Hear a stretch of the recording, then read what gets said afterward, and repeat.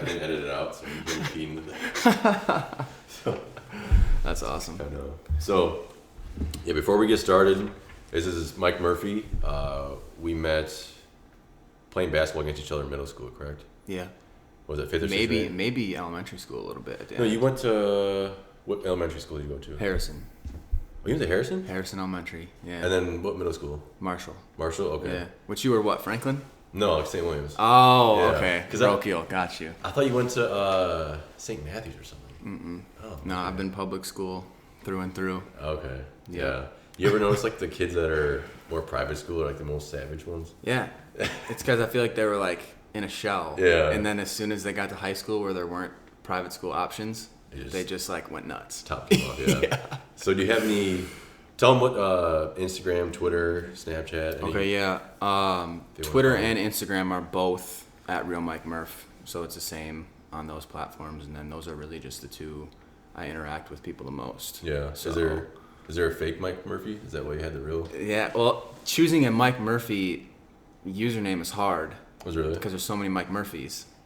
Oh, So if I would pretty just common. like Mike Murphy or Mike _ Murphy or Mike Murphy _ all taken. Yeah. So anything that has to do with Mike Murphy is taken. So yeah, you're the real one. so I couldn't even do like Real Mike Murphy. It just had to be Real Mike Murph. Oh, okay. So Yeah, that makes me mad too because mine's SamBuck0 for Instagram, but before it was like Sam3UCK. Okay. It was like I don't know. I thought it was cool, but Yeah. it's all taken now. So. yeah, it's all taken. It's crazy. So I want to talk about your book. Yeah. Down and Back. You get it on Amazon. When did that come out? That came out like last year or something. Came out June 2019. Yeah, so just over a year now. Okay. And what was the first initial thought where you thought, like, I want to write a book? Was it something that was in your mind already, or? No, so it wasn't even my idea to write a book at all. Yeah, it was just sort of planted as soon as I'm about to graduate in 2018 from Platteville. My major was education, English education, so that included a lot of writing in it, but minor in professional writing. So I had to do a ton of writing in college, but then my career choice after college was to not even really do anything English related or writing related. It was more just either teach, be an English teacher, or obviously go into basketball. So I just really chose something that I was best at and then picked that as my college major. Really? That's crazy. Because I knew I wanted to teach, and then I didn't really know what I wanted to teach. So I was just like, well, I'll just pick my best subject, which was English. And then I just sort of started my first couple years trying to figure out if teaching is really what I wanted to do. I was getting through school fine. I was getting good grades. It wasn't that hard. Again, I was doing something that I was familiar with and comfortable with. And then obviously I got more into the basketball coaching and training side of things. And then as graduation got closer, I had a couple professors like, man, you can't just coach or teach and never write again. Like we have a huge sample of your writing over 4 years. That's really good stuff. You need to write something. And I'm like, well, writing's not like a passion or a hobby of mine. Like I don't write in my free time. So I don't know how I'm supposed to, what do you want me to do? Right? So in a lot of our classes, we actually got introduced to some authors and they got to come to campus and speak. And we had a lot of seminars and things like that where people had actually published books. So it wasn't that hard for me to get in contact with some of those people. And some professors helped me get in contact with them, and they sort of showed me the whole process. And then even knowing how the process works to write a book, I still didn't really have a topic narrowed down to, or an audience or anything like that, and where to start. I knew if I could figure out what I wanted to write about, it wouldn't be terribly difficult just because I have a writing background. But I was pushed by my colleagues really. And then I started it, took a break for a really long time. And then obviously if I started it in 2018, didn't publish it till 2019, life goes on. It's hard to just squeeze a book in there. So So you started in 2018? Yeah. Well, that's not too bad. Yeah. My guess is you're terrible at math. Right? Terrible. Really? Yeah, dude, same here.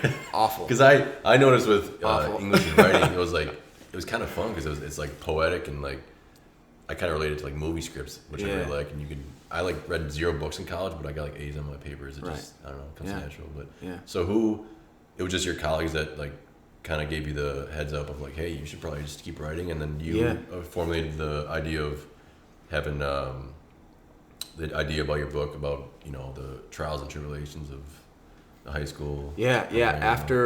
After college, 2018, I had a full-time job lined up, and then started training again over the summer, which was through Close the Gate Hoops, which was a training business in Janesville.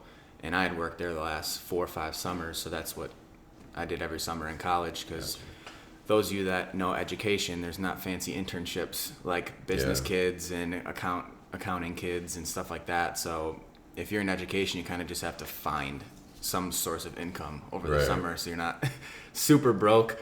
And I was given and super fortunate enough to be able to help out the late Tony Hummel and Close the Gate, and he was phenomenal for me. But it was through training kids that I had a ton of parents come to me like, hey, how did you handle school and being in a sport? What can my kid do to get more playing time? What do I need to feed my kid for them to not be so skinny and be able to hang at the varsity level? And I want my kid to play college basketball. What did you do? Or stuff like that. And then it sort of hit me like, oh. Yeah. Like, did you ever tell some of the parents, like, your kid sucks? No. As a business tactic, absolutely not. Yeah. No. I think that when you get a kid that's has a lot of work to do for the training aspect, you kind of have to just have the mindset that slow progress is better than no progress. That's true. Yeah. And slow motion is better than no motion. So it's a tattoo right there. Yeah, kids. It's a credo. Yeah. It's a different process for every kid. I mean, some kids progress so fast. I mean, you can do highly advanced drills, super high competitive levels, and other kids you have to really understand how they learn and where they're at right away. Yeah. So you got the idea for the book, and then all those parents came to you. So what's the process? Do you like go to somebody and say, hey, how'd you publish this? And then you start writing just your notepad, and then how does that process happen? So you need a manuscript, which is basically just any form of document where you just write the book. Okay. So it's like I use Microsoft Word on my MacBook. That's where I did most of my late nights, early mornings, gotcha. the rough days, just grinding out the bulk of the book. It's just on a document. What year? 2010, 20? This was... No, the Microsoft Word. This was the first, I think it was the college student edition Microsoft Word that you get when you first get a Mac. Okay. I was in like a free trial still. Okay, gotcha. From like I got my MacBook in 2014 right before college. Okay. And then whatever Word came with the Mac that I could download like at a discount for a college student, which it's expired now.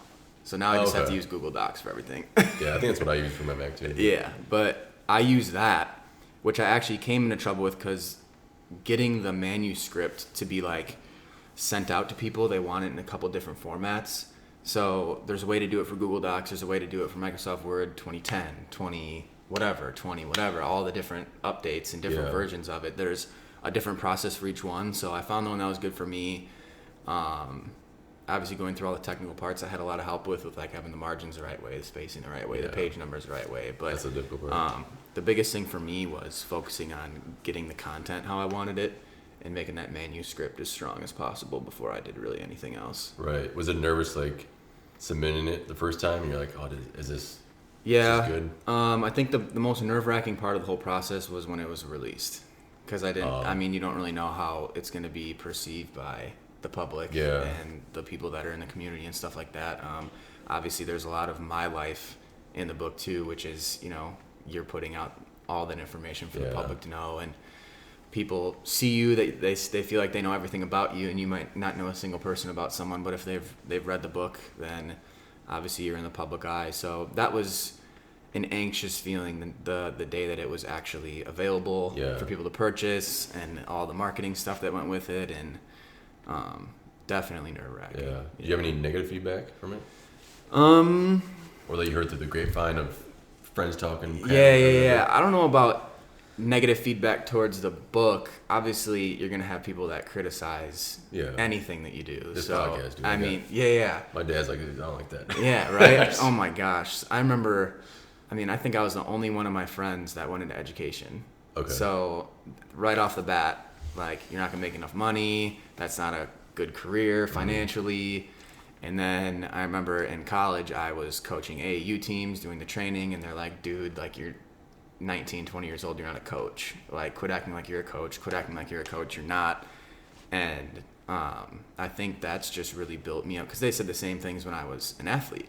Like, man, like you care way too much about basketball, blah, blah, blah. And then all the successes come, and all of a sudden it's not like the dumbest thing in the world anymore. So coaching's obviously became a career for me. Yeah. So, and then this the same way for the book. So, I mean, you have people saying the book's a dumb idea, or it's a waste of time, or no one's going to read it, or why would any kid listen to your perspective when there's so many other people out there to read for them to have a perspective on athletics and academics and stuff like that? Like, why you? But I was surrounded by people that believed in me not only as a writer, but my basketball knowledge as well. So just having a good circle of people that supported just the book in general and me sort of blocked out anything else that was negative. Yeah. Because I'm sure there's, I mean, I don't know about your situation, but maybe there's people that were like, oh, you didn't play in professionally, so why would we listen to you about basketball? You didn't play, D1 on the Badgers, And so it's like, right. Yeah. It's, I think, and again, it's stemming from the people that I knew first. So those people that I was training, those clients, those parents, grandparents, kids at every level, elementary, middle school, college kids coming back from the summer, and I'm training them. I think if you knew me, then you knew what the book was capable of, because you've dealt with me on a first-hand basis. And I mean, it's the audience of the book is really for kids. So kids, parents, and coaches, just to get some perspective and insight on the importance of sucky times and adversity and how to balance school and how to have success in both and balance a social life. And you always see those in high school and college. It's like you have your social life, financial life, your academics, and your athletics. You can only choose 3, right? Like, how do you pick? And obviously we want all of it. So how do you manage your time to have success in each of those things is sort of what the book is about too. So as far as credibility, at this point now, being 24, I mean, my resume speaks for itself in the basketball world now, especially locally. So, again, it's a person-to-person basis, and you hear the negative stuff here and there, but the people who know you and that I've worked with one-on-one or in the training business throughout the years, they know what not only I'm capable of, but what the book's capable of too. Yeah. Plus, like, when you follow a passion or even just like a goal that you had at the time of writing a book, it's like you almost got to prove to yourself that you can't do it, even if you you got to try it just to see what. Right. Because if you never wrote a book, you're like, oh, that'd be cool, So it's cool you did that. So what's next for your writing career? You think? Man. Instead of down and back, it's up and down or something? Well, the crazy thing about publishing Down and Back was that it did include a lot of times of adversity in my own life, and then as soon as I published it, moving states for the first time, and family stuff, relationship stuff, it continued on past the book. Yeah. So not that it would ever be a part 2, but the sequel, the sequel. Yeah, what happens next? Yeah. No, as far as writing, I honestly haven't really thought about it too much. Really? I started putting together ideas of something fiction, as in like story, just so the focus is off of me and more on just the writing. And see if I can come up with something. But that'd be cool. I contemplated a couple ideas with that. I still have a couple ideas on the back burner, but as far as writing, it's sort of been put in second place behind the basketball and the teaching and a more financial focus right now, which what I think is best. Yeah. No, I agree. So let's say someone's on the verge of buying your book, like, I'm not too sold on it. Is there like one teaser you can give them, be like, hey, this specifically is what you should do? I mean, obviously it's case by case, but if there's like a mom or something like that wants to buy their kid the book or vice versa, is there something you could sell them on? Like, oh, I struggle with anxiety and in basketball and how it translates to this and that. So is there something that you can say to them? I think if they have awareness of their own situation, and again, the audience is for coaches, parents, kids in an amateur sport or amateur academics. Yeah. So middle school, high school, even college. But if they're on the brink of deciding whether it's a good idea or not, one, I think give it a shot. Mm-hmm. I didn't read much at all in high school, and it wasn't even until my first year going into college, my college coach sent me and the team this book to read over the summer. Yeah. And it was sort of a similar concept, right? Have the kids read this. They come back over the summer with a sharpened mindset, a new perspective. And I think that's something to consider when you're considering getting the book is just you can't go backwards. And it's only going to take however you think towards academics right now and however you think towards athletics and your social life and towards the community, it can only strengthen it. Yeah. So if you're questioning whether or not getting the book is a good idea, you just have to know that it's only going to help and it's only going to benefit the way you think towards multiple different areas. Yeah. That makes sense. I wanted to, when you reached out to me a couple months ago, I wanted to buy it and read it, and then like it's not an excuse, but it's like the reason I was just busy with work, and then I'm trying to save money, and then I'm right there with you. And then I texted you a couple weeks ago. I was like, hey, come on, and I was like, God, I can't read a book in 3-4 weeks. So I was like, right. Damn. So my bad in that, but I do want to read it eventually. But as far as you going from middle school to high school in basketball, one thing I struggle with is like just the mental part of people watching you, or like let's say you miss a shot or you airball and your coach pulls you out, your confidence just drops. Mm-hmm. So how did you, like when you played on Craig, how did you bounce back from that, or were you always just laser focused all the time? I think my middle school days prepared me a little bit for my freshman year, and then my freshman year prepared me for my junior and senior year. So in each of those, my middle school team, which you know, the Wolverines, we struggled, winning and losing all the time. Yeah, Wolverines. That's crazy. But we didn't win a lot. And for me, it got to a point where I could go out on the court and play however I wanted, and I'd stop worrying about the end result of the game. Like, winning and losing sort of lost. It wasn't really the focus in middle school anymore because most of the time the result was the exact same. Yeah. So I just went out there and played my best, and I tried new things, and if I missed a shot, I missed a shot. You know what I mean? But then in high school, obviously there's consequences to that because, like, you're not the best player on the team anymore. There's a bunch of, like, you're playing with kids that are older than you. Mm-hmm. And for me, I had really good coaches too. Bob Suter, one of them, and then Coach Miller, Coach Corey. They were all really good guys, and they just instilled the confidence in me, like, we've seen what you can do, and we're going to allow you to do it. Mm-hmm. So I think once I got that green light where it's like, if I were to have a game where I miss a lot of shots or I do have an air ball or something, like, the person who's going to make the decision on whether or not I get to continue playing, trust me. Yeah. You know what I mean? Yeah. So in my freshman year, I didn't really have that. Like, it was, oh my gosh, I have a bunch of friends here at this game and I just airballed. But at the same time, it's the only person that cares if I airball is my coach. So as long as he's cool with me doing it, then, I mean, it didn't even really cross my head at all. Did it? Okay. Yeah. See, I think James or Craig had better coaches than Parker, I would say. Is just like I didn't know the freshman or JV coach at Parker, but I knew Masterson. Yeah. He was a good dude.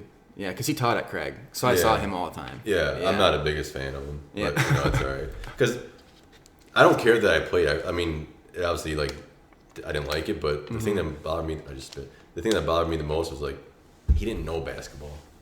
Like, he didn't know it. Right. Like, you can learn so much just by watching the game. And, like, I would be sitting on the bench and someone would make a shot and make another shot, then he'll pull him out and be like, "Oh, get a rest." It's like, he's on fire, dude. Yeah. Like, let him play. Yeah. I hated that. Yeah. So I mean, I experienced that too in my own career, where as a player you think you're just getting into a rhythm and you get yanked, or you start getting a couple shots and you get yanked. But I think for Masterson's case, I didn't even really know his schematics, especially when I was a player. He didn't. I wasn't thinking X's and O's as a player. I was so focused on what I needed to do, and I wasn't where I'm at now. Where, like, now the only thing that goes through my head when I'm watching basketball is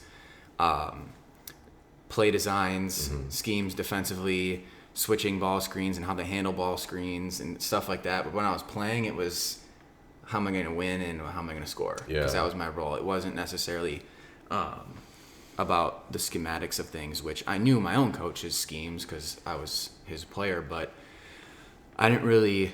Whenever we scouted Parker, it was usually just taking away, like, their top scorers. Yeah, which was like 11 points a game. Yeah, I don't even know if we went super in depth on, like, their their offensive stuff or defensive stuff. I think it was more like we're going to dictate what we do and focus on the people that can get hot, that could hurt us. Yeah. It was more, I think, on a player-to-player basis rather than like here's what they do and we need to like stop it.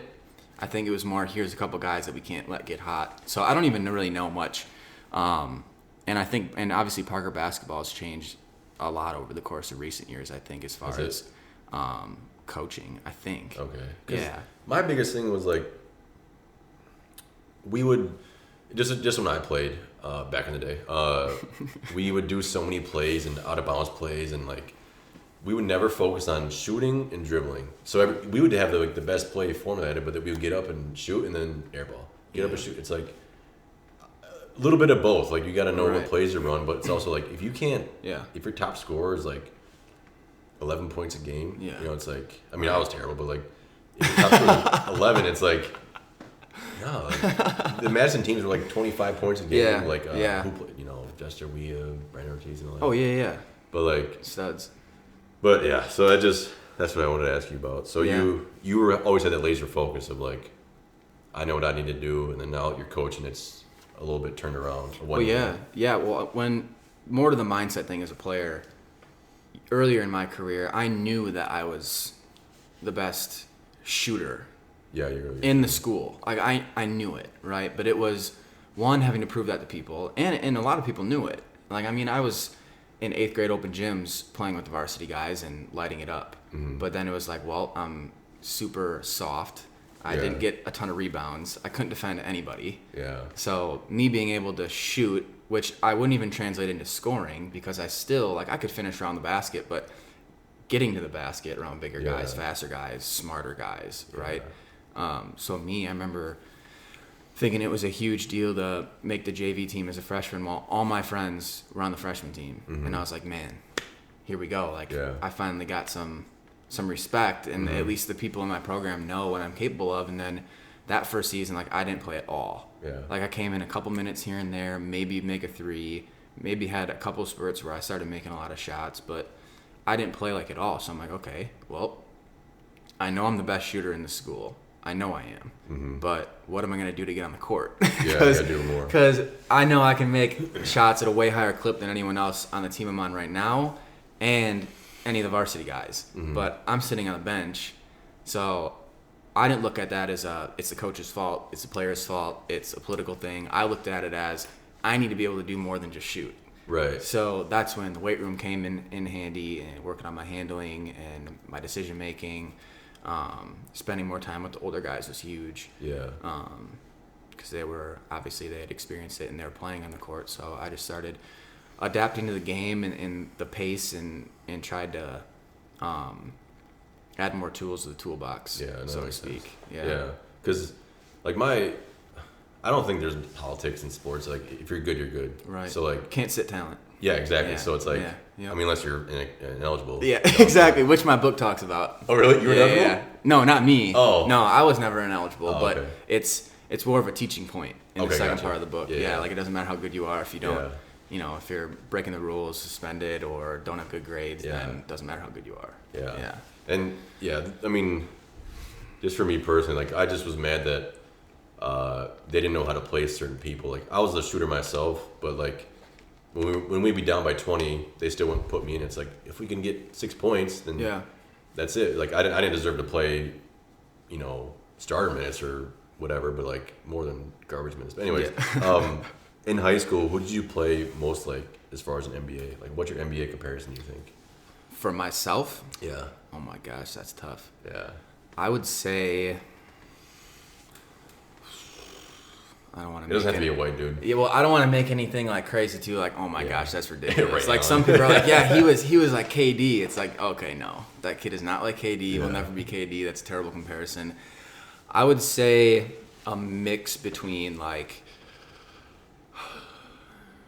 Reggie Miller. Okay. Because I could shoot off the dribble and the catch. So just straight knockdown.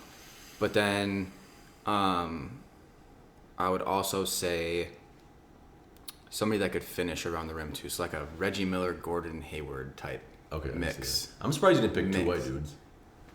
Well, I could say like Clay, but Clay doesn't really shoot off the dribble as much. Like Clay Thompson's just catch and shoot, which I tried to pride myself off of getting to the basket a little bit more than Clay does, which is why I wanted to say Reggie and Gordon. But I mean, there's probably a couple different guys too that are more like me. Yeah. But that's I can see that definitely. Yeah. I'm surprised you didn't say two white dudes because every time, I mean, you probably go with the same thing, but like you're like the only white dude in the court, and they'll call you Gordon Hayward, Jason Williams, or like right. Like, I don't even play like those guys. But I saw you. I was creeping on your Instagram, and I saw you get interviewed by WCLO. Yeah. You seem really relaxed during that. Yeah. Like you like knocked out the questions. Was that the first take or? That was first take. Was it? That was at the Rock County 4-H Fair. Okay. Yeah. Yeah. They invited me on. It was really cool. That was last summer, so it was around when my book was first getting published. Okay. And I sort of went on like this little book tour or like marketing event thing where I was touching on a bunch of newspapers and radio stations and stuff like that, and had a bunch of stuff set up for this previous summer, but COVID kind of threw a wrench in all that. But yeah, I think again that was a credit to just being interviewed in high school a lot for our own paper after sporting events and stuff like that. Obviously it's not pre-done, you don't get to know what the questions are going to be, and you just kind of get put on the spot. And that was just another thing, like, all right, it's just an event, and talk about the book, my career, and everything like that, and try to be as calm as possible. I was impressed because most people, like, even with my little podcast here, I'll have people on and they'll get so nervous. I'm like, I got like 20 followers, like ain't nobody like, it's fun, but it's like it's weird talking on a camera or a microphone, and like for sure. I do some podcasts by myself, and it's weird, but I was impressed with that. So kudos to you. So how did you get connected with that? Was it just family based, like connection wise, or did they reach out to you? That was so my marketing team, so to speak, is still just some people from school that I went to. They sort of helped me, and then obviously being able to talk to published authors when I was still in school, they sort of told me some marketing tips and things like that. So I reached out to, as many newspapers, radio stations, and whatever as possible. And they had covered me a lot in high school. So I can't remember like the director or someone at WCLO, but they did radio for a lot of my games, I think. Oh. And they did a couple different stories on me, I think, in high school. So when I reached out, I was a familiar name already. So I think that helped with it. Definitely. Okay. But yeah, it was a cool experience, and there was, a lot of stuff came from that. It sold a lot of copies, I know that for sure, because it sort of put the title of the book out there to the community to see, this is an actual thing, and it's not just a little hobby, it's something that is actually selling and picking up some speed. So and one cool thing about books is you can put it out, and it's going to sell for the rest of your life. Like it's always money coming back. Depending on how good you do it, but that's something that like it'd be cool to do someday myself, but I don't know what book I'm gonna write. It is. It's cool because it spikes, and it's hard. I know. Everyone that usually brings up the topic of writing a book to me, they're all like, "Yeah, I want to write one," or "I can't wait to write one," or "I have some ideas for one," and it is. It's not easy. It's a mental. You face so many mental roadblocks. Oh, yeah. Like you get a third of the way through, and you're like, I don't have enough content. Yeah. I don't know where I'm going to go with this next. Okay, I explain this as much as I possibly can. Where do I go from here, right? But I think staying true to like your audience and who you want to connect with just keeps like giving opportunities for ideas into your head of what you need to continue to write about. So that helped me. But it's definitely it's a challenge to write a book. Definitely. For sure. When you hit those writer's blocks, did you go in different rooms or like different areas to like kind of freshen your mind? Or so I was transitioning from teaching job to college coaching job. Okay. And during that transition, I knew I didn't really want to teach for the long term. So I was seeking out college coaching opportunities just because my resume at that point was still didn't have any college coaching experience, but had plenty of high school coaching experience, 5 years as a skill developer, trainer, had AAU coach. So, I had, and even some schools reach out to me that were really interested in the skill development part. Because there's a lot of coaches, but there aren't a lot of people who can develop what they have. So, obviously, Milliken reached out and gave me a shot, which is great.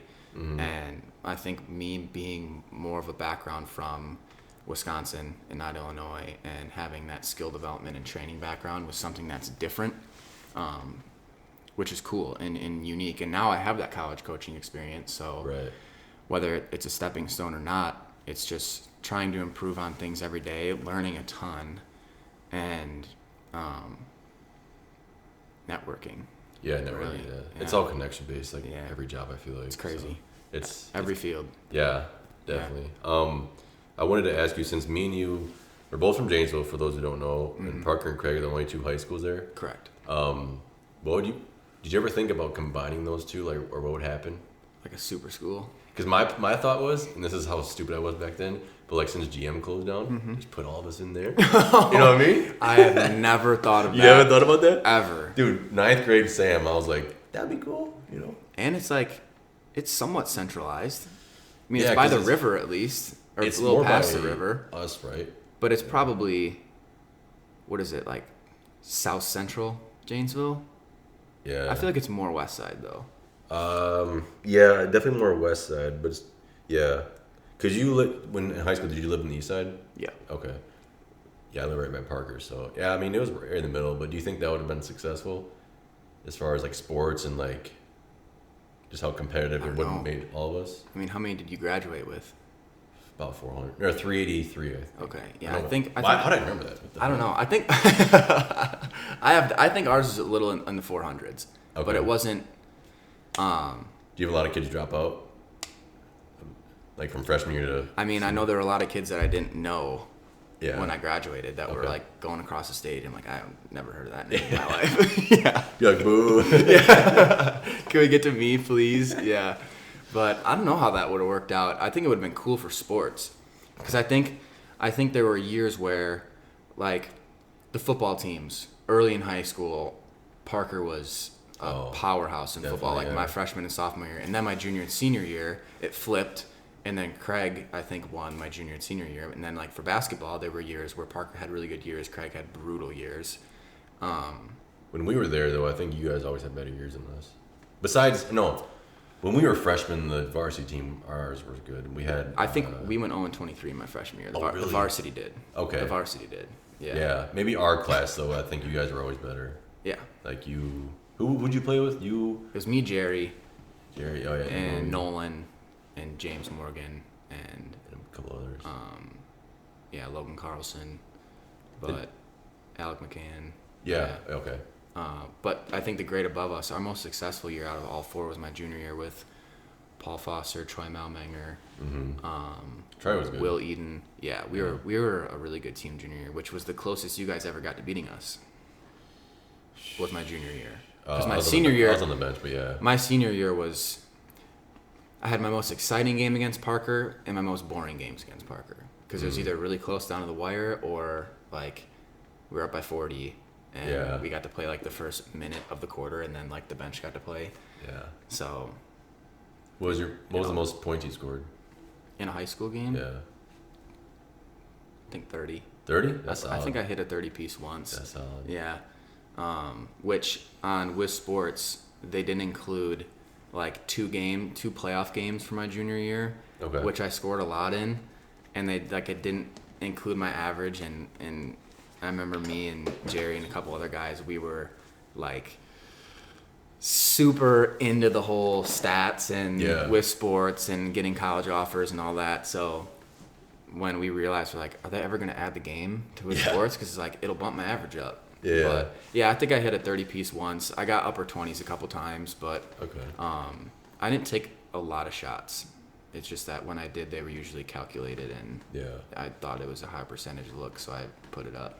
Yeah. When did you realize you weren't going pro? When I realized, because everybody that plays sports going up, you're like, I'm going pro. My dream was never play in the NBA. Really? My dream was to just play at Craig. Really? I mean, my parents would take me to the Craig games when I was really little. That's your ceiling, Craig? Yeah. Come on, Mike. It was. But then obviously once I got playing and found out that I had, potential playing basketball, then obviously college came with it.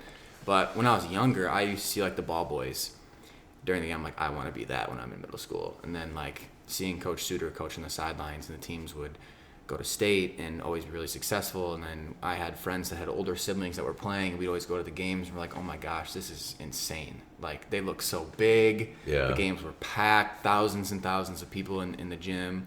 I'm like, I want to be on the court playing in there someday.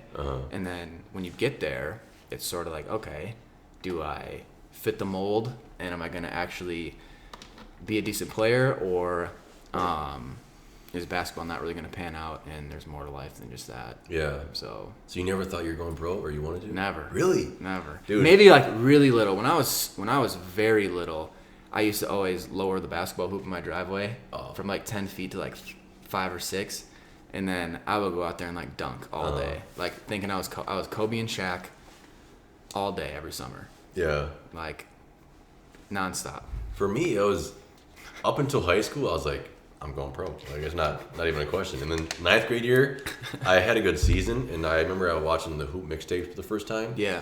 And it was like a kid that was a year older than me. I can't even remember who it was, but he was doing like windmills, and I was like, that was my first initial like, I'm not going pro. Like, I can't do that. Yeah. I was like, he's 15, I'm 14. I'm not gonna do that. No. And then sophomore year, I was like, had a terrible year, and I was like, I'm just gonna have a good. Or I was like, maybe if I get a growth spurt, I'll play like a D3 college. Yeah. Junior year hit, I didn't play. I was like, I'm just gonna do CYO next year. That's what I'm gonna do. So, I was like, so the hoop mixtape shattered my dreams, but you get a taste of like what genetics are. Oh my gosh. Dude, there's I know I'm talking too much myself, but Very good. I was in Arizona playing some pickup game, and there's this 6'6" dude comes in, 6'4" or whatever, and we're playing basketball, and he's just knocking out everything. Yeah. Like, just this tall black dude, and he's got like no body fat on him, and I'm guarding him, and he's not even like looking at the basket, he's just shooting, drain, and then he gets a fast break, and he windmills, and I'm like right behind him, and I'm like, you guys see that? What is this? That? Yeah. And I asked him after, I'm like, where'd you hoop at? He goes, oh, I play football. I'm like, you play football? He plays like at some D2 college in South Dakota. I was like, as a receiver. I was like, well, you know what they say, every college or pro football player, and every football player wants to be a hooper. Yeah, and then every hooper wants to be a rapper. Yeah, that's true. Yeah. So Tyler Hero. Yeah. So that's how that works. That's why you see a bunch of basketball guys being rappers, but not football guys, because the football guys just want to be basketball players. Yeah. But the basketball players don't want to be football because they don't want to get hit. So they just rap. Yeah, that's weird. But it does piss me off. Like, you have to be good at both. Like, right. You know, like when I see people that act, they sing, and then they're a stand-up comedian, like Jamie Foxx. I'm like, dude, what can pick you do? one thing. Like, you gotta. It pisses me off. I'm a hater, but yeah, that's all right. I kind of had it right there. So what's next for your coaching career? Do you think you'll stick with this college as long as you? I mean, I'm sorry now, but like, do you want to do the whole moving on up type of thing, or?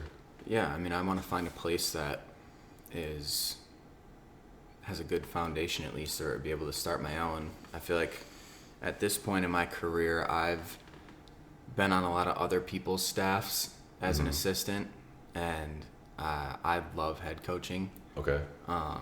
But I've also had the opportunity to work on staffs where I really enjoy being on that person's staff, and I like working for that person. So as long as, you know, I'm happy where I'm at, I mean, I'm hungry for the best opportunity for myself, and I'm not going to settle for being at one school or in one business. But I think as long as I'm financially stable and doing what's best for me and my family, then wherever it takes me, I guess, which has been a blessing and a curse, because there's probably times where I need to be a lot more stubborn about where I'm at right now, but also at the same time, being so open has led me to do things that I never would have done if I was I need to stay in Wisconsin. I need to be at this college.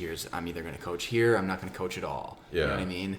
So not thinking that way, and going to Millikan, and then like doing the teaching I'm doing now and being in Illinois, like I think long term I want to be back in Wisconsin. Okay.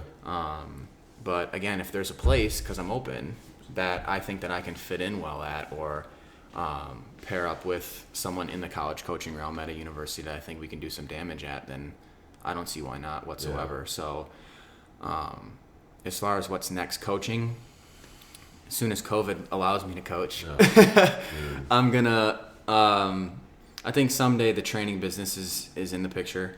Okay. I'd love to have a training business of my own. Put up a shed. I see a lot of people, but now back in the area, in the Wisconsin area, that are starting to train. Yeah. And I would hate to come back and steal some of their thunder, but at the same time, if I feel like I'm capable of doing it, I might need to do it. Yeah. But everybody wants to be a trainer nowadays. I got made fun of it for doing it, and now Really? everyone wants to train. Oh yeah. Like who? And just Call them out right now. well, Who is it? nah, Hey, like who? friends.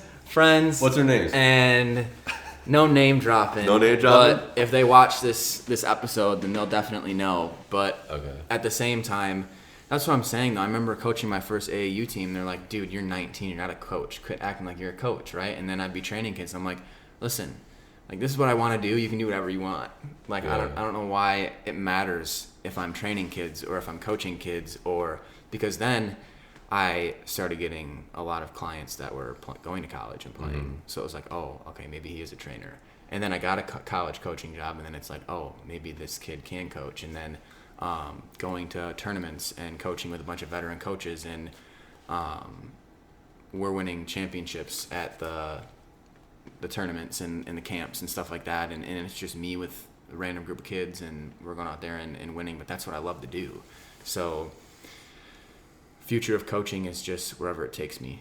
Yeah. And doing as best as I possibly can wherever I'm at in the current. Who was Megan? Was it acquaintance friends or like real friends? Or just people that school with? That No, it was. I mean, it was people that I was friends with. Really? For sure. See that? Yeah.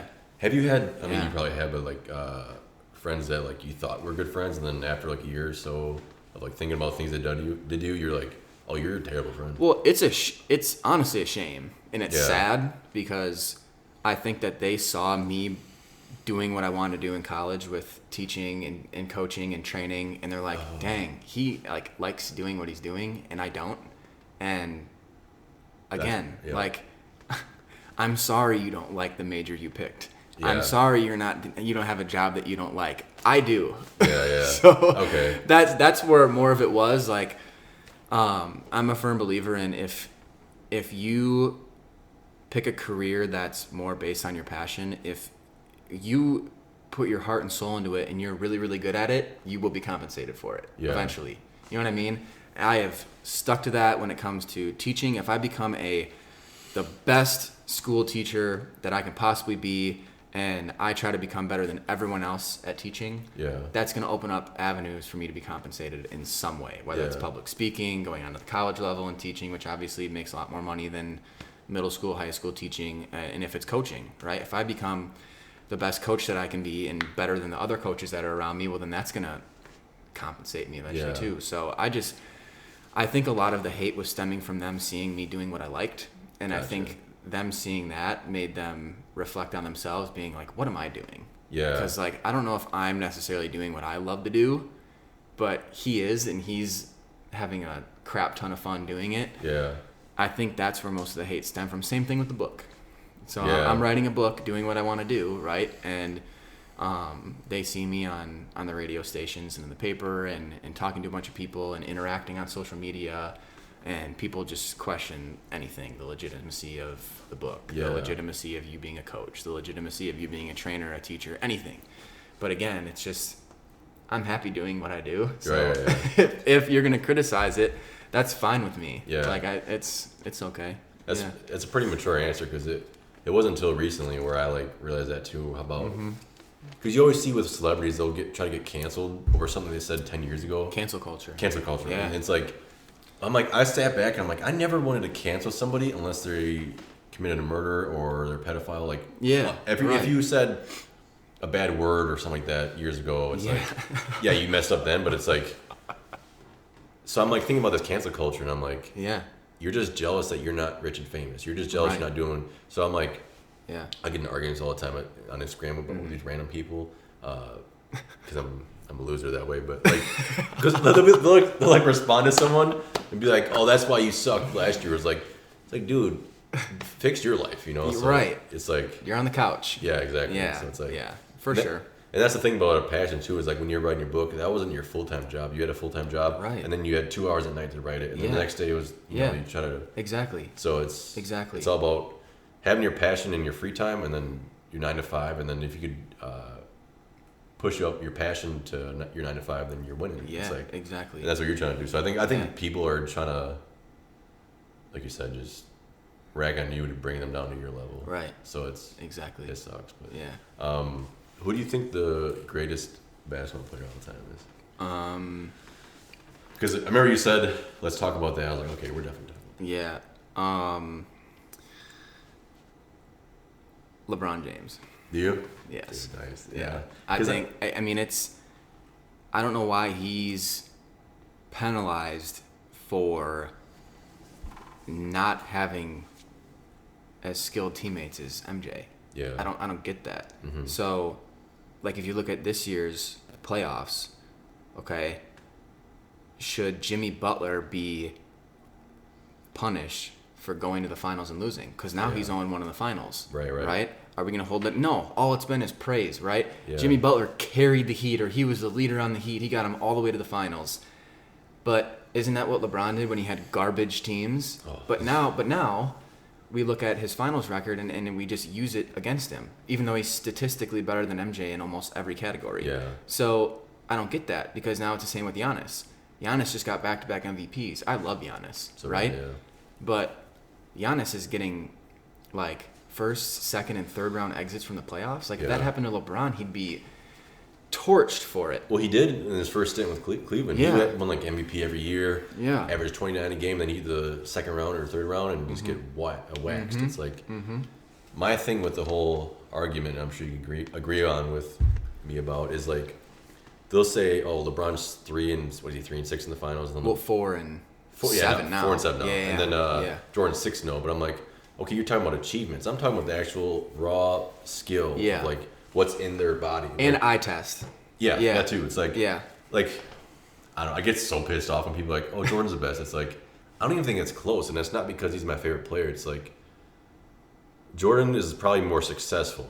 Mm-hmm. But if we're going off for rings, then Bill Russell's the GOAT. Then Bill Russell's the GOAT. It's like, I think when you're 6'8" and you can do everything, it's like, it's not even close. Jordan was the first 6'6", 6'7" player to be able to do everything. Yeah, right? Absolutely. Right? He's phenomenal. But now, when you look at MJ's athleticism, there's a random player in that, Jeremy Grant, who's on the Thunder now, or the Nuggets? I think he's on the Nuggets. Nuggets now. He was in the Thunder, Freak athlete. Mm-hmm. Okay? What would he do in Jordan's era? Yeah. Right? Jeremy Grant is okay at shooting. Mm-hmm. Right? Doesn't really handle the ball. So Mike has way better skills than he ever did. Right? But Jeremy Grant would dunk on everybody. Yeah. And Jeremy Grant is a role player who, like, is playing every year contract to contract. Yeah. Like, getting traded twice a season. Yeah. Like, I mean, that's not a bad life. I'll take it. Right. No, I take it. But, like, he's a role player, and he would dunk on everybody. Oh, yeah. Same with Gerald Green. Gerald Green. He would dunk on everybody in that era. But, like, now you start comparing. Now we're comparing LeBron to MJ, not the Gerald Greens and the Jeremy Grants. Yeah. We're comparing people who can do that and shoot, and pass, and dribble. So, like, MJ was the first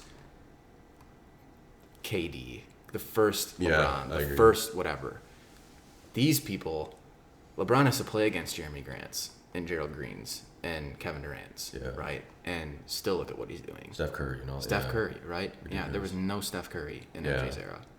Yeah, I think it was the first time where people were like, I mean, probably Wilt Chamberlain, but I mean, he was playing against guys that were like mailmen. It's like, and he still would have been dominant. Don't get me wrong. And Shaq was unstoppable. Oh yeah, Shaq, Kobe. I mean, AI. Shaq was unstoppable, but it's like Bob Cousy. I'd wax Bob Cousy. Come on, you know what I mean? Like, really, dude? You see, you dribbling like this with your right hand up and down the court. You don't have no left hand.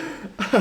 I'm gonna body you. Or like even from era to era. So like put Bob Cousy with Isaiah Thomas, right? Yeah. But then put Russell Westbrook. Anybody. Like, yeah, for sure. Yeah, but you said, sorry, go ahead. Isaiah Thomas. Yeah, no, like put him against Isaiah Thomas, and then put Isaiah Thomas against Westbrook. Yeah. Or I mean, and then you see with Steph, right? You don't even need to be big, fast, strong, athletic, but if you can just hit it from anywhere. Yeah. Right?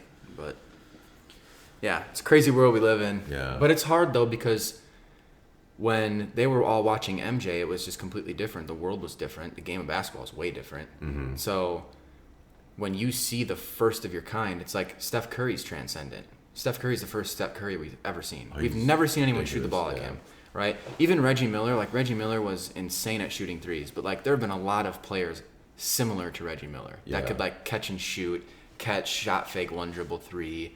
We've never seen what Steph Curry does. We've never seen anyone take one dribble past half court and just chuck it up and make it consistently. And he would turn around before it goes in. That's that's crazy. So I think when Jordan came along, he was the first person to do what he was doing, but now there's a ton of people that can do what MJ's doing. Yeah. And I get absolutely crucified for saying that, but it's true. You watch an NBA game, and I mean, if you just took one team, the Celtics, Jaylen Brown, okay, Jason Tatum, Kemba, these guys would all be fine in the last era. Yeah. No doubt.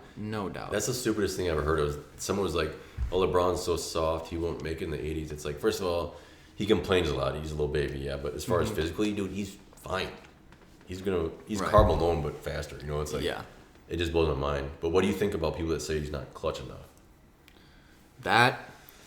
This is the thing. I've always been on LeBron. I like when LeBron scores, and a lot of his fans do. So I wish LeBron would shoot more and score more. So when it comes down to those late ones, there's a picture of Kobe. I forget which game it was, but I think it was Getty Images. They got a good picture of him, and he was taking a final shot at the rim, super contested, and there were 4 red jerseys around him. Oh yeah, but he's gonna win the game. Yeah. Regardless, I don't care how open Derek Fisher is. I don't care how open Rick Fox is. I don't care if Robert Horry's at. I don't care. Kobe's shooting it. Yeah. Triple team, quadruple team, double team, doesn't matter. So, but that's not who LeBron is. So LeBron is always the best play, right? Mm-hmm. So he's always, even if it's someone who's not the best 3-point shooter, if they're open and it's a higher percentage than him taking a contested shot with 3 guys in his face, he's going to choose that every time. Yeah. So I wish he would be greedy and take the lower percentage. You're the stud. You're the one. Even if you take a shot with 4 guys on you and you miss, no one's going to complain because you're LeBron and you took the last shot. No one's going to care if you missed. But it's the fact that he's not taking the shot that I wish he would do. Yeah, I agree, but he has gotten way better at that over the He has. So in his first years of Cleveland, people would be like, "Oh, he's not clutch." I'd be like, "Yeah, you're right." But then his Heat years and his first year back with Cleveland and now the Lakers, he's actually hit more. I mean, you could fact check me on this, but I think he's hit more clutch shots 2 minutes under than Jordan has. Yeah. And Jordan passed to Paxson and Curl at times. So it's I think Jordan and LeBron are more similar where they're like, we'll take the shot, but if someone's open and we're paying you $15 million a year to hit 3-pointers, we're gonna shoot. We're gonna pass you. And I think they just wanted to win. Yeah. And I don't know if you watched The Last Dance, but I did. It was phenomenal, right? But you saw how much Jordan wanted to win. He's a sociopath. After watching every episode of The Last Dance, it made me want to find the closest hoop and just shoot all Same. night. Yeah. I have nothing. I have nothing to play for. Yeah. But it just made me, and it just it changed my mindset towards even my career. I was like, well, this was his mindset, defied the odds, whatever, and came out victorious how many times, and it was all because of the way he thought. Yeah. And that's how I wanted to start attacking things. So I think when he passed to Paxson and Kerr, it was because I want to win this game so bad that I have nothing and I'm going to put it in their hands because I just want to win this damn game. Yeah. I think they can make the shot. I think Jordan and LeBron are similar in that way. LeBron's always been let's win, but Jordan's more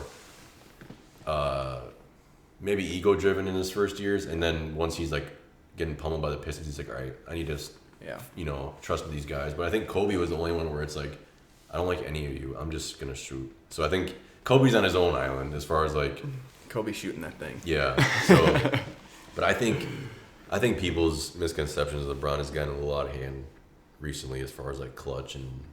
It has, and it's because they're living in the now, right? Which is an older LeBron. Yeah. But he just won a title.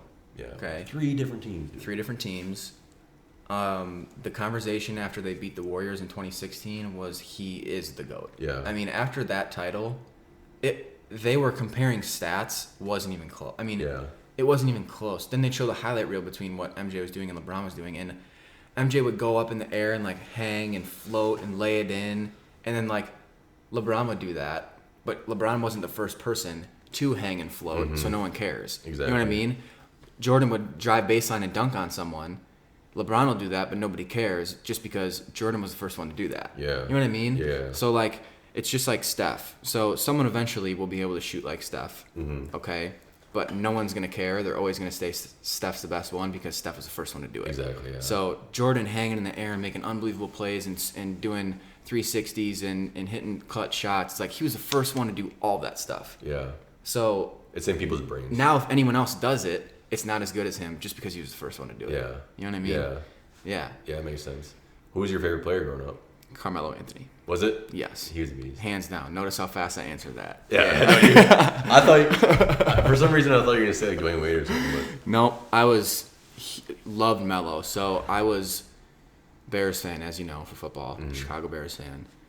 Their colors are orange and blue. So when I was little, I loved any team that was orange and blue. Okay. So one night we were watching something in the living room. I was probably 6 or 7 because Syracuse won the title in 2003, and I was 7 or 8 at that time. 95, you were born? 96, yeah. 96. Okay, I was end of 95. Okay. But I was watching TV and I was like, dang, this team's really good and they're orange and blue. Yeah. And I was little, so colors mattered to me for some reason. Oh yeah. So I started following Syracuse. Like they were my team, still are. I still follow Syracuse. Like that's my college team for basketball. That's interesting. You follow the colors because of the band. That's pretty cool. Yeah. So I started watching Syracuse basketball all the time, and Melo was a freshman when I first started watching, and they won the title. So Melo was like godlike to me. I mean, he played for Syracuse, which was my favorite team. I was obsessed with them. He was the best player in the country. Like. They won a national title. I remember when they played Kansas, and they had like Kirk Heinrich on their team, and I remember watching that, and I loved Melo. I have like multiple Nuggets jerseys of Melo and they're all in youth sizes because I was little when he was on the Nuggets. Yeah. But yeah, Nuggets Melo, Syracuse Melo, even like New York Knicks Melo. He was my guy. Yeah, that's like, awesome. You at Team USA Melo. Like, yeah, he was the top scorer, wasn't he? Mm-hmm. Yeah. I think he's the all-time Olympic leading scorer. I think. Because he's played in 4. Yeah. But the one year they didn't win, and then they won 3 straight. And he's played on all of them and just gives out buckets. Yeah. No, he's a beast, definitely. I like watching him. I miss the days of the NBA where it's like LeBron, Melo, and Dwayne Wade. When we were in middle school, like same draft class. Yeah, it was just fun watching those guys and their teams. Whereas like 12 teams could have won the championship, but now it's like 3. Yeah. And it's a little different, and I think it's better, but also like just a nostalgia standpoint of like watching those guys. Yeah. Really fun, Which I think for the first time in a while, I mean, you saw this year with the Heat making it. I think the NBA is finally spread out. Yeah. I mean, look what the Suns did in the bubble. They won they won every game in the bubble, didn't they? They went like 8-0 or something like that. I don't know if it was every game, but they won like 8 games in a row and made a playoff push. So like they can build around Devin Booker. The Mavs can build around Luka. The Kings can build around De'Aaron Fox. He's a beast. Yeah. And then you have Donovan Mitchell in Utah. He's a beast. Lillard in Portland. Like every single team, it's just always going to come down to, I think, the superstar and the coach. Yeah, that's the thing. Like Lakers had 2 Hall of Famers on the team. So it's like, I think the Nuggets were fun to watch this year too. Yeah. That's another thing too I wanted to ask you about is the whole bubble aspect.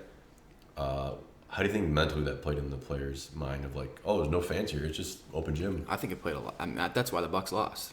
You think so? The Bucks. It's gonna be a bold statement.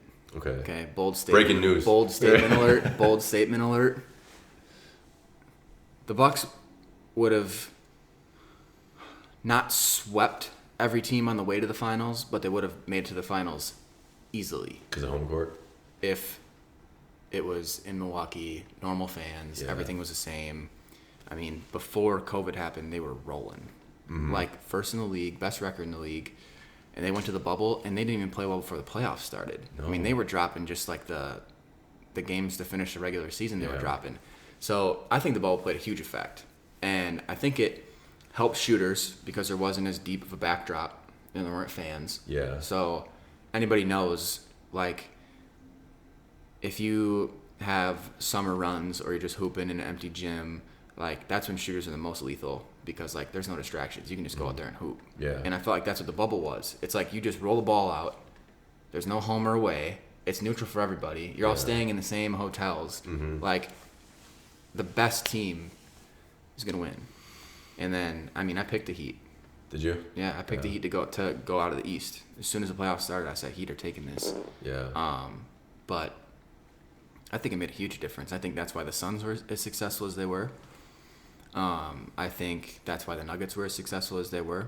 Because I don't think the Nuggets would have went on the road and gotten many wins in a regular season. No, especially Jamal Murray. He was hooping. Is Jamal Murray going to go on the road to these places and put up 40s and 50s? You know what I mean? In the bubble, everybody was getting 50. Yeah. Like, yeah, that's what someone was saying. They're like, Jamal Murray, when it comes to playoff time, he loves those big moments, but like game 36 and on a Tuesday, he doesn't care. So, like, I think going forward, do you think that some players are it's gonna help their confidence, or is it gonna go away once they get back to the fans? I think Jamal Murray's set in stone now. He's good. He's a dog. Okay. Yeah. What about everybody else? Do you think it's like case by case? Or?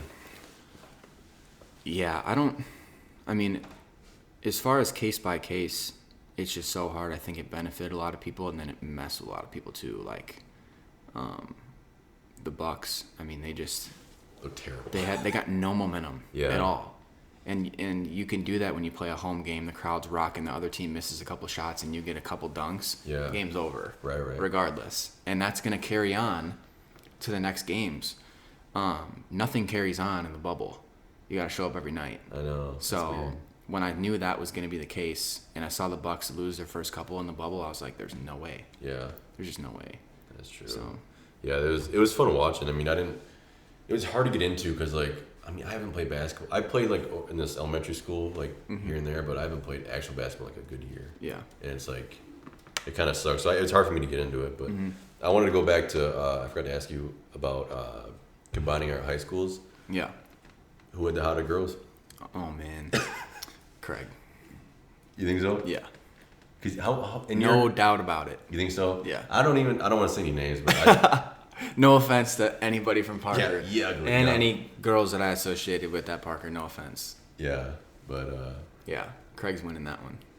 Sorry to say. I'm not going to argue that. Yeah. That's on tape. West Sider agreeing. Yeah. I know, right? Yeah. No, I asked my friend Lauren, because we worked with, like, a bunch of girls at Shopko when we worked there. Yeah. Like, who do you think the hottest girl was? And he goes, I'm not answering that. like, just do it. Yeah, it is what it is. Your second IG page, is that yours, the graphic design type of Yes. thing? Is it? Yeah, it is. So is that actual graphic design? Yeah. Okay. How's that going? So in high school, that's what I thought I was going to go to college for. So this is a decent little segment to go into. It's shout out to Mr. Herbst. And if any Craig kids are watching this, take his classes. What's his name? Mr. Herbst. He was the baseball coach. Mr. Herbst? Yeah. Yeah, okay. Big shout out. I always took his classes in high school, and we did a ton of Photoshop. Okay. So, like, we designed the student section T-shirts, like winter sports programs, made posters, like everything.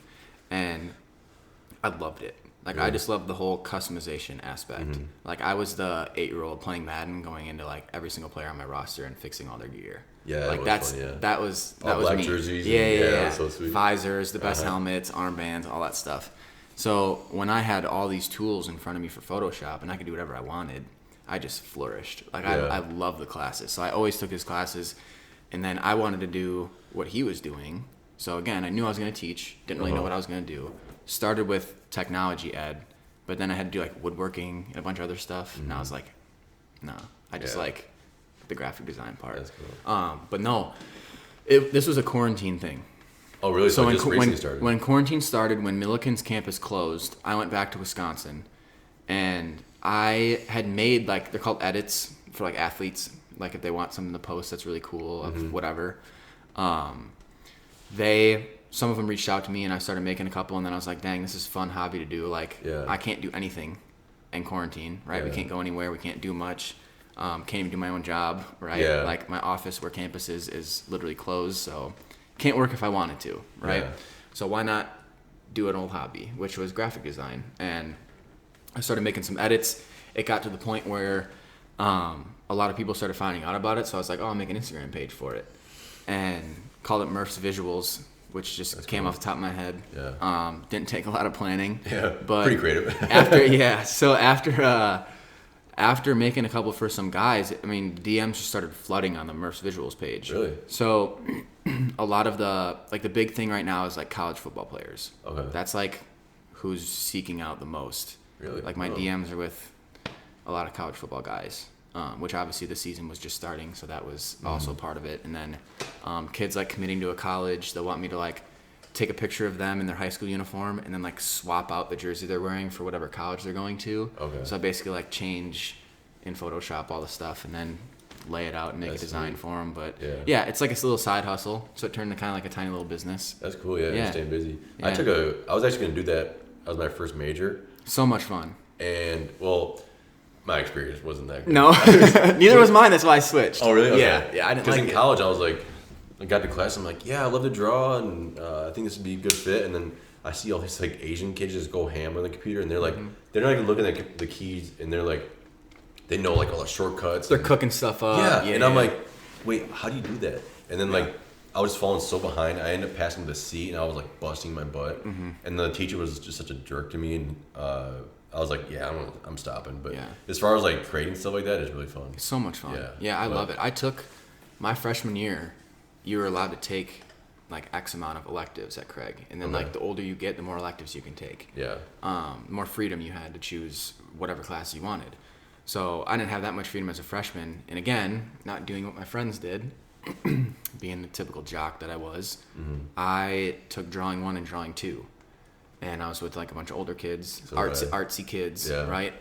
Bunch of weirdos, I'll say. I mean, some of them, but like I was in that class. Yeah. But I took that. I took drawing 1 and drawing 2. Took a couple of art classes in high school, and I was into that stuff. Yeah. And then I took a tech class where I could do graphic design, and I loved it. And then, again, you start your life after high school, and you lose some old hobbies. But quarantine started, and like my cousin, shout out to John. Johnny. Yeah, shout out Johnny boy. I usually cook up some wallpapers and stuff and some player edits, and the coolest part was, I mean, I'm just trying to keep it fun. Like it's not a serious thing.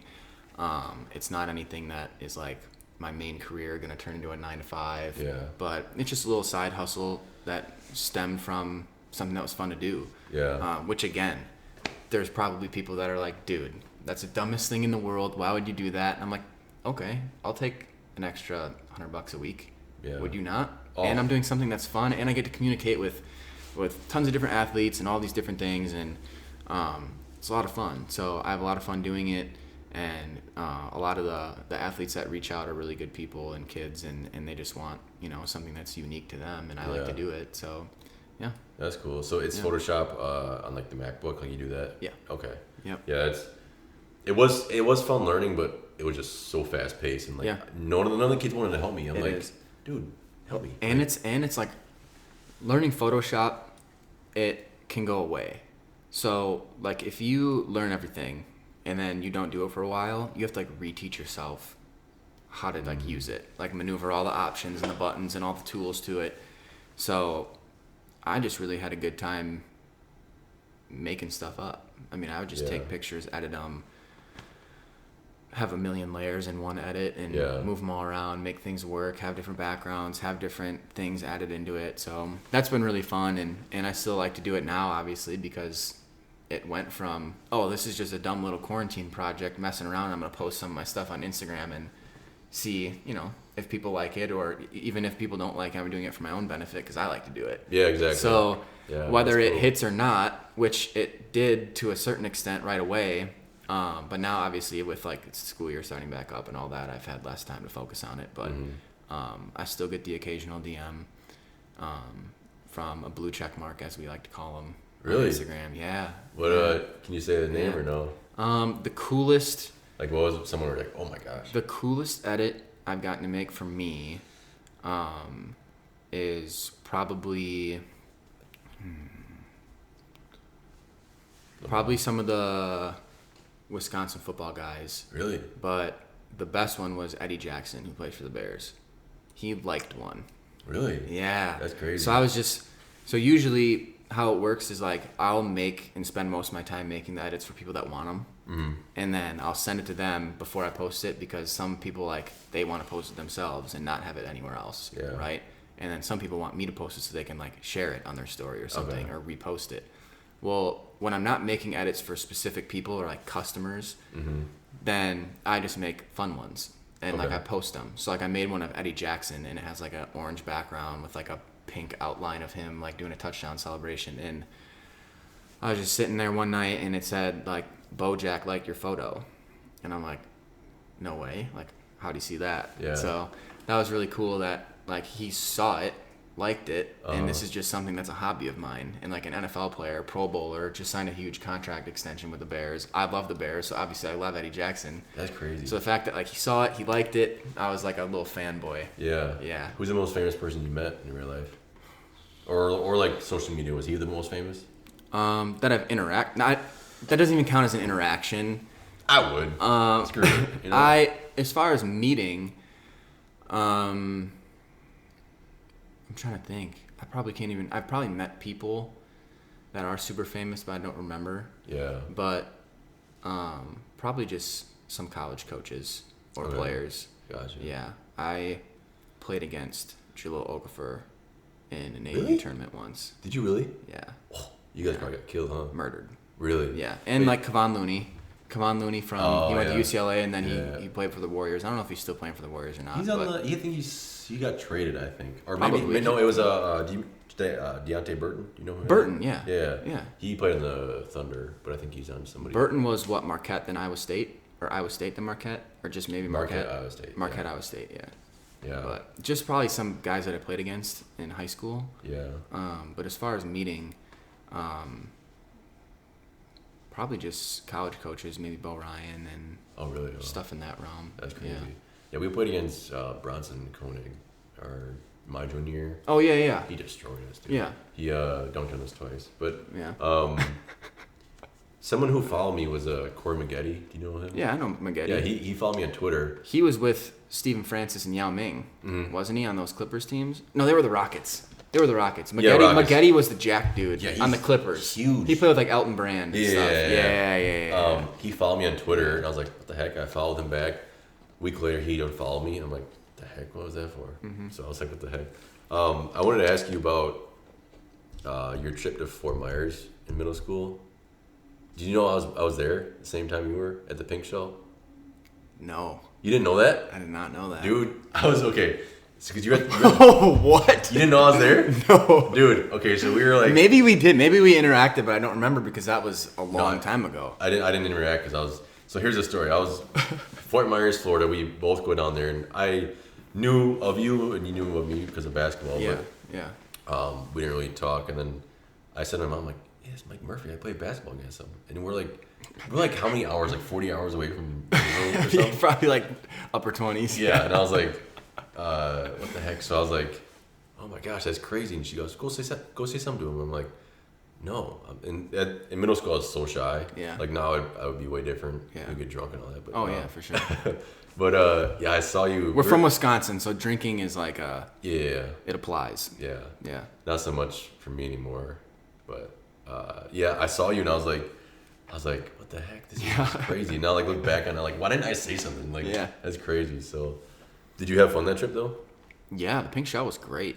Cause you're there, the whole family. Yeah, my grandparents have a place down there now, so. Oh wow. I haven't gotten down to their new place yet, but Fort Myers used to always be our spot for vacations. Same here. Yeah, and all the cousins too. So Fort Myers is a great place. I liked it because it wasn't like a dirty beach or anything like that. It was it was an older crowd for majority of the area, Fort Myers Beach, but when you're with your family and your cousins and stuff like that, and you're in Florida in middle school, I mean, it's gonna be fun. Yeah. So, yeah. You didn't know I was down there though? No. We were swimming in the same pool, with the rock Yeah, that goes over the top. Yeah.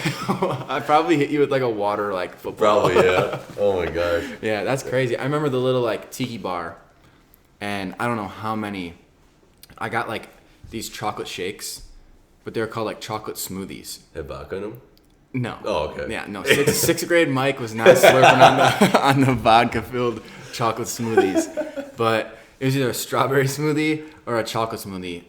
I probably had like 10 of them a day. Oh yeah, you Loved got them. to. Oh my gosh. Yeah. There was. I remember my mom got a salad there, and there was just like a couple sticks of romaine lettuce. It wasn't even chopped up. She was so pissed. I'm like, just chop it up, you're good. But yeah, that was a fun vacation though. I was like, we went there probably every year since then. But Always to the pink shell? no, the Best Western to the right of that, and then Wait. So the Best Western has a house on the beach, like a little beach house. Yeah. Yeah, we stayed in there once. Really? What Yeah. year was that? My junior year spring break of high school, I think. I went down with a couple friends in my family. Yeah. No, I was in Colorado that year. Okay. But okay. Yeah. Yeah, that's wild. Yeah. I don't know why I didn't say nothing to you. That's crazy though, because I think that's the only year we went to the Pink Shell. Yeah, same here. So the fact that it's expensive. Yeah, very nice place. Yeah. But the fact that you were there and I was there, and it was the only year we ever went to the Pink Shell. That's really crazy. Weird, yeah. You said Fort Myers on spring break. I'm like, what the hell is he talking about? Were you scared? Like I was like, where did he find that? Did he like go to my mom's Facebook and see like really old pictures? Even if they're on there, I don't even think there are pictures. So don't go creeping on my mom's Facebook. Yeah, but, don't do that. Yeah. That's wild though. Yeah. I know your face is like. Yeah. It's like I had to say something because I was like so pissed at myself. So I wanted to end this like a rapid fire questions. Mm-hmm. What's your opinion on the virus? Do you think it's going to end soon? Do you think it's as dangerous as people think? Well, I'm experiencing a lot teaching right now. So the school that I'm at right now, we've been back and forth a lot. I mean, kids are there, kids aren't there. Then it's A day, B day. Then it's splitting the class sizes in half. Then it's fully remote for 2 weeks. So I haven't, at least I don't think I've had it. Okay. So as far as personally, I don't know how I would react. Yeah. I know plenty of people that have had it, and I know that the responses have been completely different to everybody. So I even know like with the Bucks, like Connaughton and Bledsoe both had it, and I think Bledsoe was fine. He was like working out twice a day, getting ready to get back, and then like Connaughton was just like wiped out for like 12 hours straight, like just exhausted, couldn't move, whatever, which is that lines up with the people that I've known too. As some people, it's like they're so fatigued, having trouble breathing, like super out of breath, maybe like flu-like symptoms, and then other people are like, I didn't even know I had it. Yeah. So I don't really know what to think. I do think that the election will have something to do with it for sure. Yeah, that's what I think too. And I usually don't publicly indulge into the political world, but if I had to, then I definitely think that after November 3rd, circumstances will be different. Yeah, I think so too. Because I think, especially with all the Black Lives Matter movement this year, people are. I think some political part. I mean, I don't really get into politics, but like I think whatever scenarios happening at that time, the political parties be like, "Oh, wear your mask because this virus is deadly." So people who are really scared of the virus be like, "Yeah, I'm voting for that guy." It's just, it's just kind of corny to me. So I don't know. I think it's gonna die down after the election for sure. I think if you look at policy, right? So if you had like if you picked 2 high school students that nobody knows and they had to come up with a PowerPoint from the Republican Party and a PowerPoint from the Democratic Party, and the debate was just these 2 high school kids that had to basically share the PowerPoint, and it was strictly policies, right? Like, I feel like that's where you should put your vote, is to, like, what the party's all about. You know what I mean? So people are, like, getting wrapped up in the people. And, I mean, for me, when I hear the debates and I get involved, I lean politically one side heavily. So it's obvious to me what policies I agree with and my beliefs and stuff like that. Yeah. So it's easier for me to look past like the face of the policies and just look at like strictly what they're gonna do. Yeah. Yeah, it's kind of a toss up for me. Like I don't know. I think if Obama was still in office, I'd vote for him, but I don't know. It's just weird with this virus going on because I think if you just take care of your immune system, you'll be good. Yeah. And this whole mask thing, like they make me wear one at my gym, and I'm like dying. Yeah. I'm like, come on, guys. There's people playing basketball and they're wearing masks. I'm like, well, there's a new study just came out from UW-Madison, which we know, growing up in Wisconsin, that UW-Madison is it's an extremely credible source for science and medicine, and that's where both my brothers have had a lot of visits with medical stuff like that. So, I mean, they are trusted in our family at least, and they just came up with a study that I think it's something like if high school kids play sports, like the transfer rate between like if a kid had it and then like a whole team would be infected, like there's no risk to like kids playing high school sports. So I feel for that. Yeah. I feel for the kids because I put myself in their shoes and I'm thinking, okay, if Dane County, which they just did, aren't allowing like winter sports to start until January 24th, right?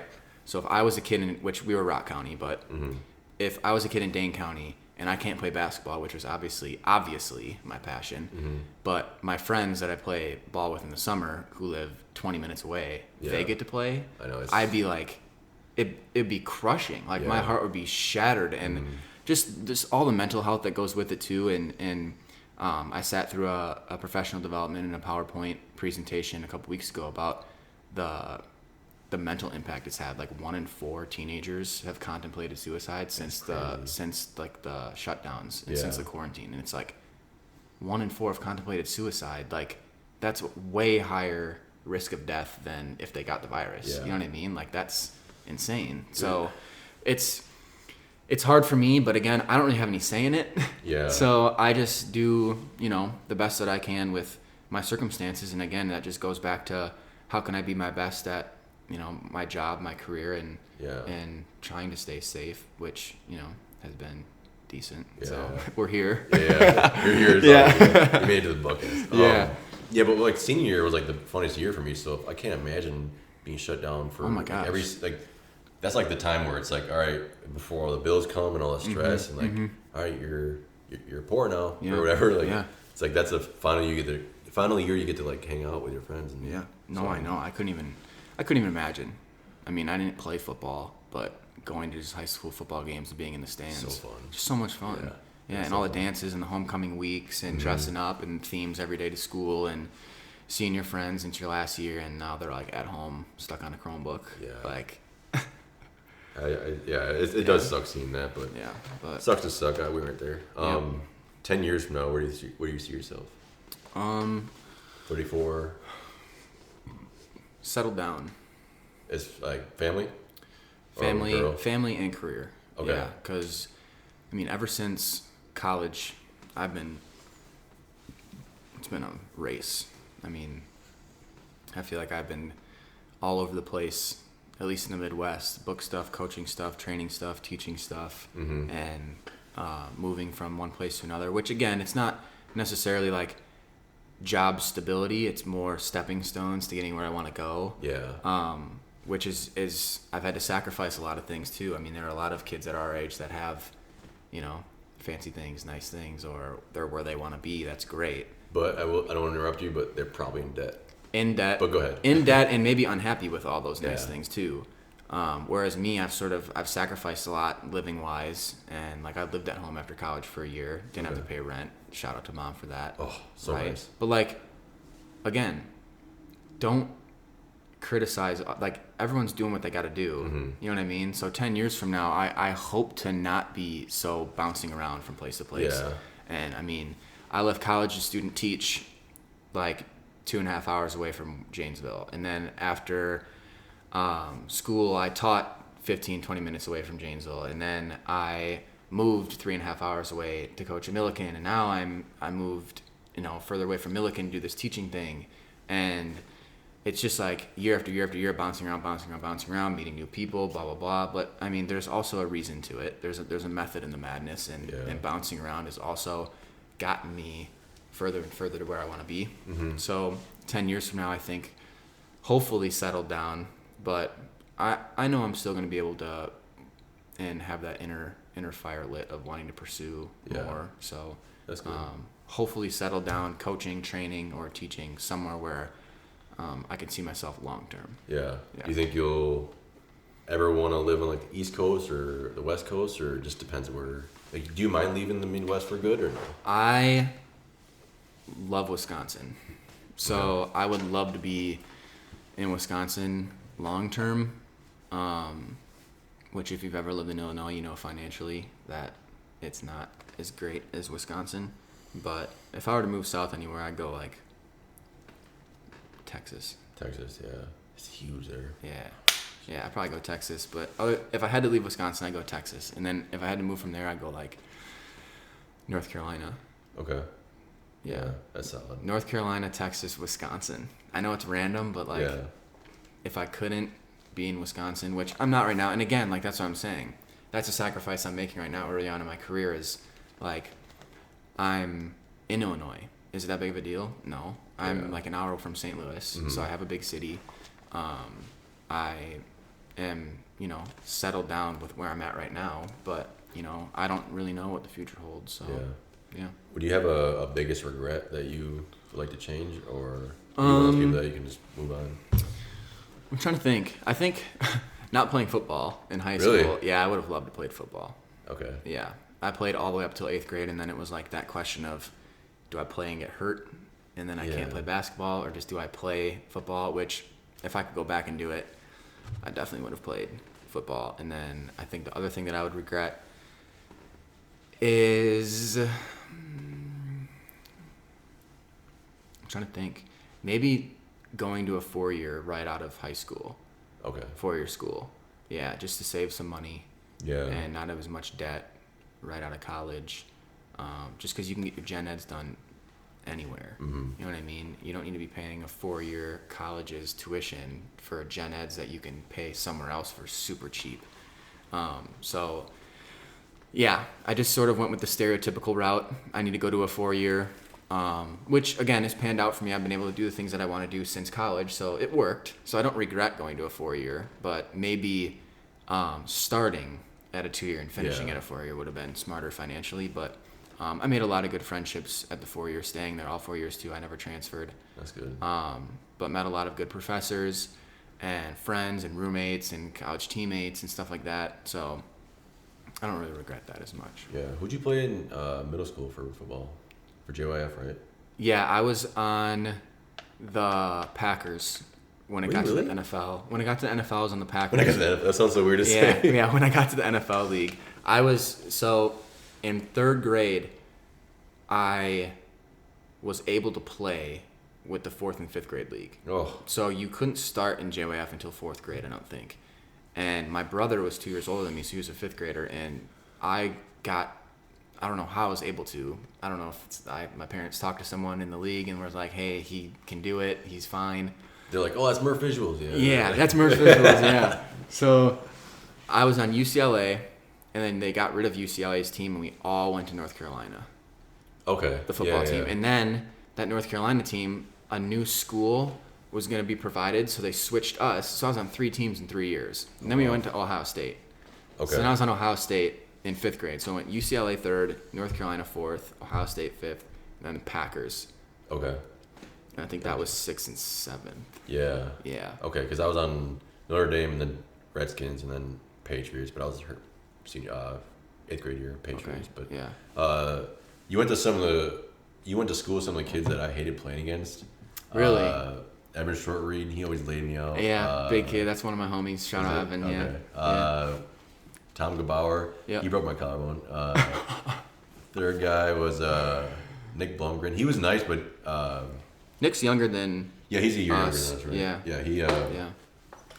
But I mean, I don't think he laid me out ever. But there was just some kids that I was like, why are you lifting weights in 7th grade, like taking creatine? I'm just like, golly. But so yeah, that's all the questions I got for you. Nice. Go get the book Down and Back. And what's your Instagram? Real Mike Murph. Real Mike Murph. Yes, on Instagram and Twitter. Okay, sounds good. Anything else you want to add? That's it? Thanks for having me. Yeah, Appreciate it. No problem. Thanks, man.